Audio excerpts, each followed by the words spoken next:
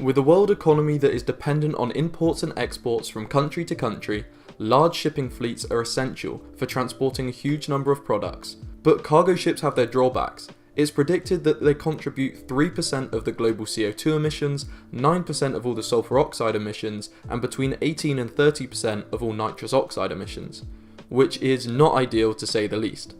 Now, many solutions have been proposed, like enormous batteries, hydrogen storage, and biofuels. But wherever I see the topic come up, there's always someone who likes to refer to the good old days, where the ultimate renewable energy source was used to power ships.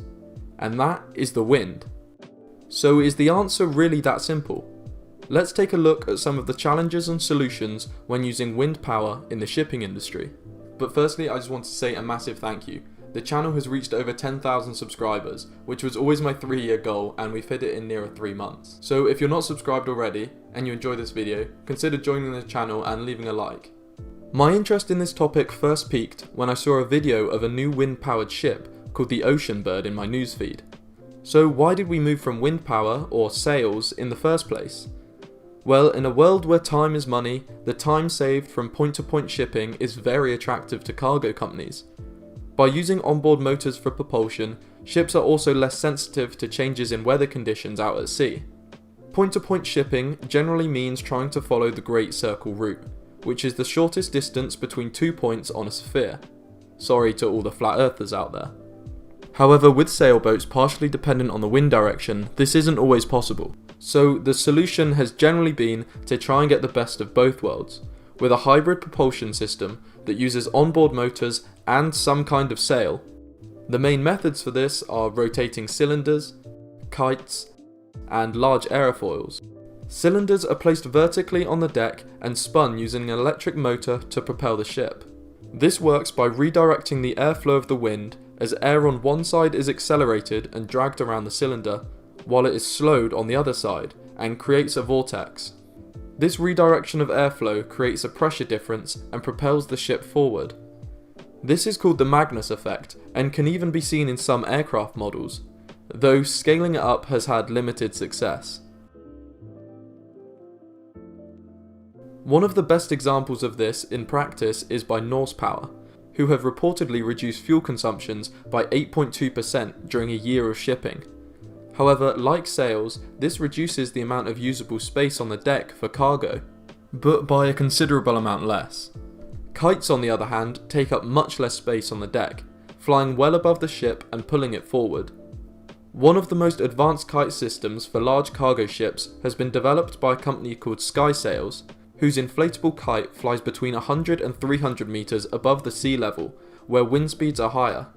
This is because friction with the ocean's surface slows down air that is closer to it, an effect known as the boundary layer. When the kite is in operation, an automatic control system keeps it flying at the most optimal angle, which helps to provide a 5% reduction in energy consumption when doing mixed routes, or around 12% for more favourable routes. And during the best conditions for the kite, it managed to provide 50% of the propulsion power for the 10,000 ton cargo ship it was attached to, called the MS Beluga Skysails. And finally we have aerofoils, which are the most similar to conventional sails out of the 3 technologies, and are what we saw on the Ocean Bird at the start of the video. If I'm honest, I'm quite skeptical of the claim that the Ocean Bird can cut shipping emissions by 90%, especially when you compare this to the figures of the previous systems. There is also very limited technical information about the Ocean Wing available. However, a similar project born out of Tokyo University called the Wind Challenger can give us some insight. The aerofoils on the boat are telescopic and work like the wings of a plane, redirecting the airflow to create a pressure difference and create lift. Interestingly, the optimal wind direction is actually from the side, as it enables all the aerofoils to be utilised, whereas a tailwind means the 4 aerofoils act just like one. This system is yet to be implemented on a full-sized boat. However, simulations found that on the North American Great Circle route, the energy consumption can be reduced by 23%. And if a more optimal route for the wind is chosen, this could increase to 30%, though I would expect their simulation data to be slightly more favourable than real-world results. So what is stopping these systems being implemented on more cargo ships? Well, some of the issues include the extra space these systems take up, and also their relative lack of maturity that makes them higher risk for shipping companies. However, the head of business development at SkySails had another interesting point.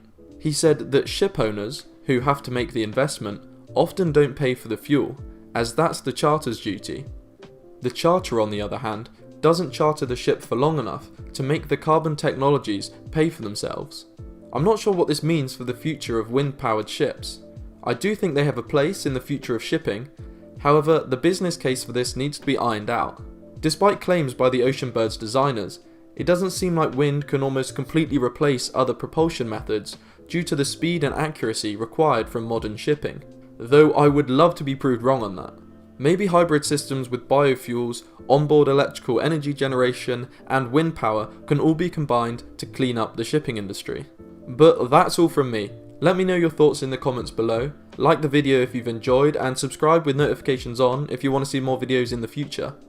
Thanks for watching.